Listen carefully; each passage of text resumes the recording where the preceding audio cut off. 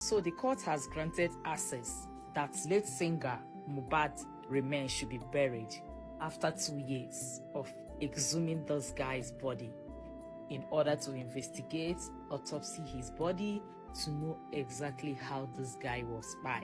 If you all can remember vividly how this guy by, how the nurse injected him, all of a sudden they buried this guy without a proper autopsy or know the kind of injection the nurse that was injected, and so many stories that was told about this guy. And this guy's body was exhumed. Now the court has given access for this guy's remains to be buried at last. No be small thing, no.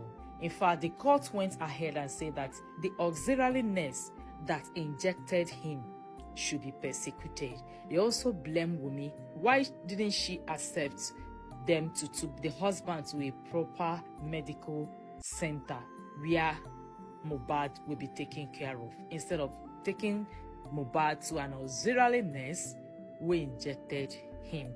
This guy, he never rests. Imagine someone being buried and later exhumed, and case was going on since 2 years and nothing to show of it.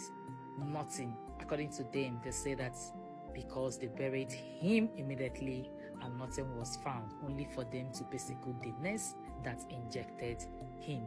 Honestly, this life no balance. So let's read what the coroner official said about this whole thing. The coroner inquest has officially ended today with a call for persecution of the unlicensed nurse Fayose Agadiwa, who injected Mohbad. The coroner said Baba Mohbad tampered with justice because he hurried, went to bury Mohbad, and this made it difficult for a good autopsy result to be gotten. Mohbad was already buried 9 days before he was exhumed.